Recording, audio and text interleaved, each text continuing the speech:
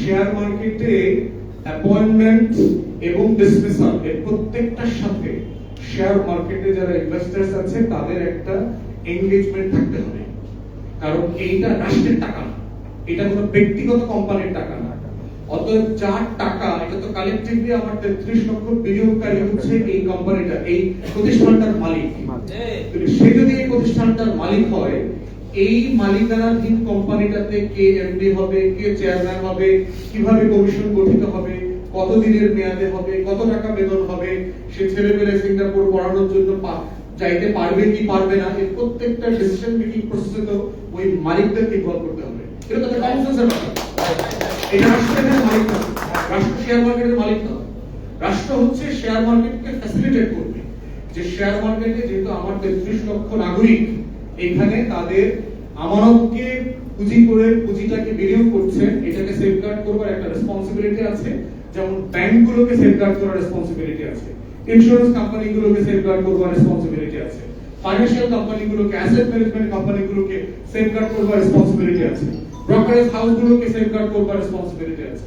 তো সেই জায়গাতে আমরা বারবার দাবি তুলেছি যে শেয়ার মার্কেট রিলেটেড যত পদ পদবি আছে, যত ইনস্টিটিউশনস আছে, এই প্রত্যেকটাতে অ্যাপয়েন্টমেন্ট ডিসমিসালের ক্ষেত্রে terms and reference, terms and condition সবকিছু ঠিক করবার ক্ষেত্রে আমাদের যারা পুঁজি বাজারে বিনিয়োগকারীরা আছেন ভাই বোনরা, ওনাদের মাধ্যমে গণশুনানি করে সিদ্ধান্ত নিতে হবে। এবং এই সিদ্ধান্ত নিলে যেটা হবে, আস্থার জায়গাতে রাষ্ট্রকে আর বিপাকে পড়তে হবে না, রাষ্ট্রকে বারবার জবাবদিহিতার আওতায় আনতে হবে না। এইটা একটা কোঅপারেটিভস এর মডেলে আমাদের শেয়ার মার্কেটে নিয়ে যাওয়া দরকার। যে এটা is invested by the investors, by the citizens, is run by the citizens, operated by the citizens, administered by the citizens, judged by the citizens। নাগরিকরাই হচ্ছে এটার মোদ্দা কথা। পুঁজিবিজি বিনিয়োগকারী যারা আছেন তারাই এই প্রতিষ্ঠানটা চালাবেন, রাষ্ট্র শুধু ফ্যাসিলিটেট করবে।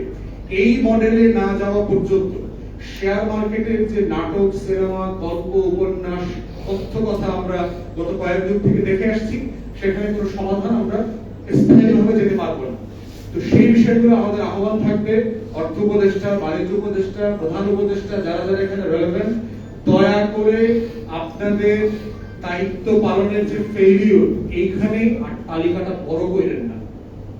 আপনারা যত তালিকা বড় করবেন, তত বেশি আওয়ামী ফ্যাসিবাদ এই যৌক্তিক দাবিগুলোকে স্যাবোটাজ আকারে রাস্তায় ফিরিয়ে নিয়ে আসবে।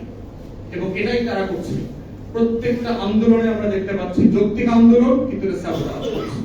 তো এই জায়গাগুলোতে শেয়ার মার্কেট একটা বড় জায়গা। 33 লক্ষ পরিবার, এখানে অসংখ্য মানুষ জীবনের পুঁজি হারায় যেভাবে মরে গেছেন, মানে আজরাইল এখনো জান নাই কিন্তু মরে গেছেন, এই মানুষগুলো আসলে মরে গেছে। আমরা এত বেশি পুঁজি বিনিয়োগকারী ভাই বোনদেরকে চিনি, দে আর লিভিং ডেডস।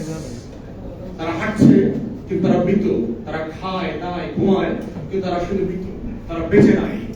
অতএব এই যে লক্ষ লক্ষ নাগরিকদেরকে আপনি অক্সিজেন সাপেক্ষে বাঁচিয়ে রেখেছেন, এইটা বাংলাদেশ রাষ্ট্রের প্রতিজ্ঞা ছিল না। যে ৭১ রিপাবলিক রাষ্ট্র আমরা বানানোর জন্য লড়াই করেছি, ২৪ গণ অভ্যুত্থান হয়েছে, সাম্য, মানবিক মর্যাদা, সামাজিক সুবিচারের রাষ্ট্র বানানোর যে ওয়াদা ছিল, অঙ্গীকার ছিল, সেইটা এই পলিসি ফ্রেমওয়ার্কে পড়ছে না। অতএব আমরা ২৪ গণ অভ্যুত্থান পরবর্তী যে অন্তর্বর্তীকালীন সরকার আছে তাদেরকে আহ্বান করছি যে আপনাদেরকে যারা যেই শর্তে আমরা যারা লড়াইকারী ছিলাম, আন্দোলনে, ফ্যাসিবাদ বিরোধী আন্দোলনে ছিলাম, যেই শর্তে আপনাদেরকে পদে বসিয়েছি, আপনারা দয়া করে শর্ত ভঙ্গ করবেন না। কারণ যারা বসাইতে পারে তারা নামাইতেও পারে, এটা মাথায় রাখবেন।